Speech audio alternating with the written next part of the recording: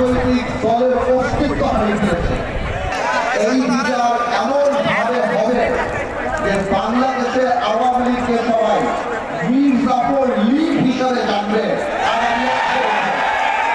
আওয়ামী লীগ একটা রাজনৈতিক দলের অস্তিত্ব হারিয়ে ফেলেছে। এই আওয়ামী লীগের ৭১ সালে যে অবস্থান ছিল, আজকে আওয়ামী লীগের ক্যারেক্টার, এই চারিত্রিক বৈশিষ্ট্য চলে আসছে। আওয়ামী লীগ কোন মানুষের দল হতে পারে না। আজকে ভাইয়েরা বোনেরা, আজকে আপনারা এই ছাত্র বৈষম্য আন্দোলনের ছাত্র জনতার যে আন্দোলন দেখছেন, এই আন্দোলন ১৭ বছর মানুষের পুঁজিবিত হোক। এই আন্দোলন এমন এক বিধান আন্দোলন যে লজ্জায় তার পরিবারের সাথে ভাগ ফেলে বসে যায়, কারণ সে বাজার করতে পারে না। এই আন্দোলন সেই আন্দোলন যারা শেয়ার মার্কেটের সর্বস্ব হারিয়ে সুইসাইড করেছে, আত্মহত্যা করেছে। এই আন্দোলন সেই আন্দোলন যখন মানুষ বাজারে যাওয়া বন্ধ করে দিয়েছে, বলতো বাজারে গেলে আমরা লজ্জা পাই। এই আন্দোলন গত ১৭ বছরে আমরা জেল ফেলেছি, আমাদেরকে একটি সতীপুরা জেল ফেলেছে। আজকে খালেদা জিয়ার মতো একটা নেত্রীকে কিভাবে বাড়ি থেকে বের করে এনে অপমান করার জন্য ২ কোটি টাকার জন্য জেল কাটিয়েছে। তারেক রহমানের স্ত্রী, তারেক রহমানের পরিবার সহ সবাইকে এই সরকার, গত সরকার, আওয়ামী দুঃশাসনের সরকার, দুইটা মাত্র বিরুদ্ধে বিশ্বাস করে।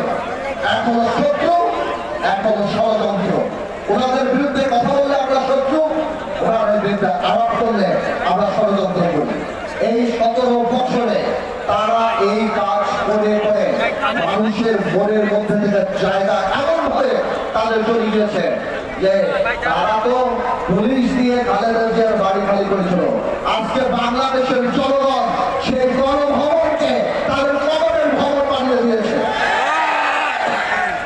আমি আর বেশি বলবো না, আমি শুধু এতটুকুই বলবো,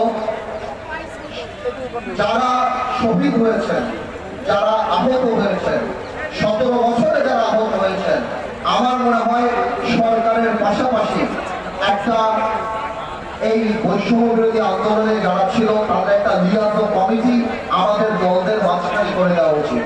মাঝখানে আমরা অনেকে সাহায্য করতে চাই, কিন্তু আমরা পারি না, আমরা যোগাযোগ ব্যবস্থা স্থাপন করতে পারি না। আমি মনে করবো নিবন্ধিত রাজনৈতিক দল যারা কিংবা এই স্বৈর শাসনের কাজে পা নিয়ে দালালির খাতায় নাম লিখে এই গণতান্ত্রিক আন্দোলনে জনগণের সাথে ছিল, আমি অনুরোধ করবো, আমি আপনাদেরকে আশ্বাস দিচ্ছি, আমি বলে যাচ্ছি ইনশাল্লাহ আমরা সবাই মিলে যদি লিয়াজত কমিটি করি, আমরা এই প্রাইভেট সেক্টর থেকে ওনাদের যথেষ্ট যেই ক্ষতি ওনাদের হয়েছে ওইটা তো আমরা পোষণ করতে পারবো না। কিন্তু আমি সবসময় বলি, ইমোশন তো ভালো, তবে পুনর্বাসন ইমোশনের চেয়ে বেশি ভালো। আমি আমার বক্তব্য শেষ করার আগে একটা কথা বলি, এই বিজয় আমাদের সবার বিজয়। আমরা জানি কোনো কারণে এই শহীদদের, আমি যারা আত্মত্যাগ করেছে তাদের রক্তের সাথে বেইমানি না করি। সামনের বাংলাদেশে আমরা জানি আল্লাহকে ভয় পাই, ক্ষমতাকে দায়িত্ব হিসেবে দেখি এবং এই রক্তের যথাযথ সম্মান জানাই।